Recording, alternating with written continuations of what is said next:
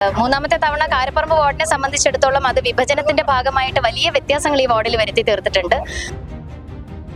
കോഴിക്കോടിനെ സംബന്ധിച്ചിടത്തോളം നഗരപ്രദേശം മുഴുവൻ ഇന്ന് BJPയുടെ കരവലയങ്ങളിലാണ്. സംസ്ഥാനത്ത് ഭരിക്കുന്ന ആ ഒരു സർക്കാരിനെതിരായിട്ടുള്ള ഒരു ജനവികാരവും അതോടൊപ്പം കഴിഞ്ഞ 11 വർഷക്കാലം നരേന്ദ്രമോദി സർക്കാരിന്റെ നേതൃത്വത്തിൽ നടന്നിട്ടുള്ള വികസന പ്രവർത്തനങ്ങൾ. കോൺഗ്രസിന്റെ മേയർ സ്ഥാനാർത്ഥി ശ്രീ PM നിയാസ് അദ്ദേഹം മത്സരിച്ച സിറ്റിംഗ് വാർഡ് തന്നെയാണ് കോൺഗ്രസിന്. ആ വാർഡ് അദ്ദേഹത്തിന് നഷ്ടപ്പെട്ടു. അത് ND ആണ് പിടിച്ചെടുത്തിരിക്കുന്നത്. അങ്ങനെ കുത്തകകളായിട്ടുള്ള വാർഡുകളാണ് പിടിച്ചെടുത്തത്. അപ്പൊ BJPക്ക് അസാധ്യമായിട്ടൊന്നുമില്ല. മാറാത്തത് പലയിടങ്ങളിലും മാറിക്കഴിഞ്ഞു. ഇതിലും വലിയ മാറ്റങ്ങൾക്ക് ഞങ്ങൾ കാത്തിരിക്കുകയാണ്. നമസ്കാരം. തദ്ദേശ സ്വയംഭരണ തെരഞ്ഞെടുപ്പിന്റെ ഫലം വന്നിരിക്കുകയാണ്. കോഴിക്കോട് കോർപ്പറേഷനിൽ LDFനെ ഞെട്ടിച്ചുകൊണ്ട് വലിയ മുന്നേറ്റമാണ് BJP ഉണ്ടാക്കിയിരിക്കുന്നത്. LDF നിലവിൽ ഭരിച്ചുകൊണ്ടിരിക്കുന്ന LDFന് കേവല ഭൂരിപക്ഷത്തിലേക്ക് എത്താൻ പോലും സാധിച്ചില്ല എന്നിരിക്കെയാണ് BJP നിലവിൽ 7 സീറ്റ് ഉണ്ടായിരുന്നിടത്തുനിന്ന് തങ്ങളുടെ സീറ്റുകളുടെ എണ്ണം ഏതാണ്ട് ഇരട്ടിയോടടുത്ത് വർദ്ധിപ്പിച്ചിരിക്കുന്നത്.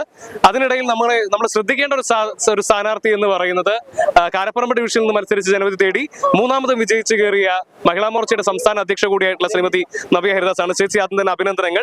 മൂന്നാമതും വിജയിച്ചിരിക്കുകയാണ്. എന്താണ് ജനങ്ങളോട് പറയുന്നത്?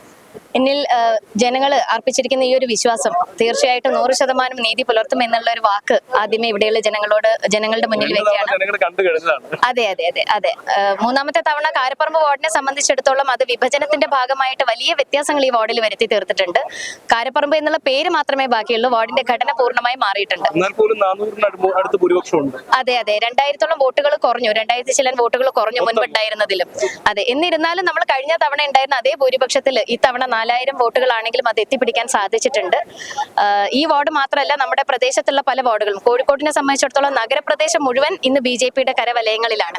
സിറ്റി ഏറെക്കുറെ പൂർണ്ണമായിട്ടും BJP പിടിച്ചിട്ടുണ്ട്. അതെ, Puthiyara, Mavoor road, civil station, Karaparamba, Chakkorathukulam തുടങ്ങി ഒട്ടുമിക്ക ഭാഗങ്ങളും, പ്രധാനമായിട്ടുള്ള ഭാഗങ്ങൾ മുഴുവനും, ചാലപ്പുറം ഒക്കെ എടുത്തു പറയേണ്ട വാർഡുകൾ തന്നെയാണ്. ഇരട്ടിയിലേക്ക് എത്തിയിരിക്കുകയാണ്.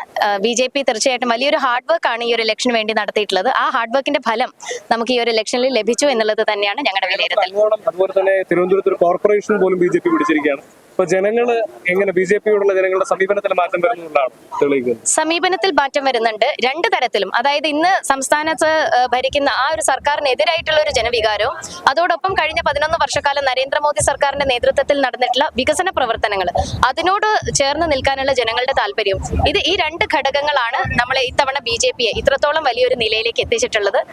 തിരുവനന്തപുരം കോർപ്പറേഷൻ ഭരിക്കുക എന്നുള്ളത് BJPയുടെ ചിരകാല അഭിലാഷമായിരുന്നു. അത് ഈ ഇലക്ഷനിൽ സാധിച്ചു.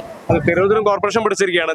നമുക്കിനി ഒന്നും സാധ്യമല്ലാത്തതില്ല എന്നുള്ളൊരു സൂചനയാണോ അത്? നാളെ ഒരു പക്ഷേ കോഴിക്കോട് നമുക്ക് പിടിക്കാന്നുള്ള സൂചനയാണ്.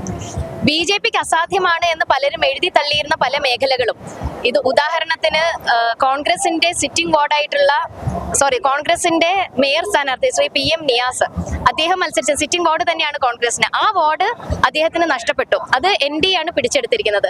ഇവിടെ കോഴിക്കോട് കോർപ്പറേഷന്റെ ഡെപ്യൂട്ടി മേയർ മുസാഫർ അഹമ്മദ് പരാജയപ്പെടുകയാണ്. മറ്റു പല മേഖലകൾ, പൊറ്റമ്മൽ വാർഡൊക്കെ എടുത്തു പറയേണ്ടതാണ്. സ്ഥിരം മേയർ സ്ഥാനാർത്ഥികളെ വിജയിപ്പിച്ചെടുക്കുന്ന വാർഡാണ്. അതെ, നിലവിൽ ബീന ഫിലിപ്പാണ് മേയർ സ്ഥാനാർത്ഥിയുടെ ഒരു വാർഡ്. കാലങ്ങളായിട്ട് പൊറ്റമ്മൽ എന്ന് പറയുന്നത് CPMന്റെ തന്നെ അവരുടെ മാത്രമായി കുത്തകയായി കൊണ്ടു നടന്നിരുന്ന വാർഡാണ്. അതടക്കം BJP പിടിച്ചെടുത്തു എന്ന് പറയുമ്പോൾ ജനങ്ങളിലേക്ക് പൂർണ്ണമായിട്ടും ഒരു ആത്മവിശ്വാസം BJP പിടിച്ചെടുത്ത വാർഡുകള് ചിലരുടെ കുത്തകയായിരുന്നു അല്ലേ? അങ്ങനെയുള്ള ചില വാർഡുകളാണ്. അതെ അതെ, അങ്ങനെ കുത്തകകളായിട്ടുള്ള വാർഡുകളാണ് പിടിച്ചെടുത്തത്. അപ്പൊ BJPക്ക് അസാധ്യമായിട്ടൊന്നുമില്ല. ഒന്ന് പരിശ്രമിച്ചിട്ടുണ്ടെങ്കിൽ തീർച്ചയായിട്ടും അടുത്ത ഇലക്ഷൻ, ഇനി ഞങ്ങൾക്ക് വിശ്രമമില്ല. ഇനി ഞങ്ങളുടെ മുൻപിലുള്ളത് അടുത്ത ഇലക്ഷനാണ്. ആ ഇലക്ഷനുള്ള തയ്യാറെടുപ്പുകൾ ഇതോടൊപ്പം ഞങ്ങൾ ആരംഭിക്കും. 100% ഇതിൽ പരം. കാരണം ജനങ്ങൾക്ക് ഒരു ആത്മവിശ്വാസം നൽകുക എന്നുള്ളതാണ് പ്രധാനം. ഇന്ന് BJP ഭരണരംഗത്തേക്ക് എത്താൻ ഒരു കെൽപ്പുള്ള പാർട്ടിയായി മാറി എന്ന് പറയുമ്പോൾ തീർച്ചയായിട്ടും ജനങ്ങൾ കൂടുതൽ വിശ്വാസം ഞങ്ങളിൽ അർപ്പിക്കും. ആ വിശ്വാസം 10 മടങ്ങായിട്ട് ജനങ്ങൾക്ക് പകർന്നു നൽകാനും ഞങ്ങൾ ശ്രമിക്കും. ഇന്ന് നടക്കുന്ന ഈ സർക്കാരിന്റെ നയങ്ങൾക്കെതിരായിട്ട് ജനവികാരം ഉണർന്നിട്ടുണ്ട്. ഇന്നത്തെ ഭരണവിരുദ്ധ പ്രവർത്തനങ്ങൾ, അതിൽ ജനങ്ങൾ തീർച്ചയായിട്ടും അസ്വസ്ഥരാണ്. ശബരിമല സ്വാധീനിച്ചിട്ടുണ്ട്. അതോടൊപ്പം തന്നെ വികസന വികസനമില്ലായ്മയാണ് പ്രധാനമായിട്ടും. നമ്മുടെ നഗരത്തിൽ പല കാലങ്ങളായിട്ട് പറഞ്ഞിരിക്കുന്ന അതേ കാര്യങ്ങൾ തന്നെ. അവിടെ ഒരു മാറ്റം വരുത്താതെ വീണ്ടും പ്രകടന പത്രികയിൽ ഉൾക്കൊള്ളിച്ചുകൊണ്ട് പോകുമ്പോൾ തീർച്ചയായിട്ടും ഒരു മാറ്റം വരണമെന്നുണ്ടെങ്കിൽ ഇന്ന് കോഴിക്കോട് കോർപ്പറേഷനിൽ വന്നിരിക്കുന്ന മാറ്റങ്ങൾ അത്രയും കേന്ദ്ര സർക്കാരിന്റെ പദ്ധതികളിലൂടെയാണ്. ബിജെപിയുടെ സ്ലോഗൻ മാറാത്തത് ഇനി മാറും എന്നുള്ളതാണ്. അതെ, മാറാത്തത് പലയിടങ്ങളിലും മാറിക്കഴിഞ്ഞു. ഇതിലും വലിയ മാറ്റങ്ങൾക്ക് ഞങ്ങൾ കാത്തിരിക്കുകയാണ്.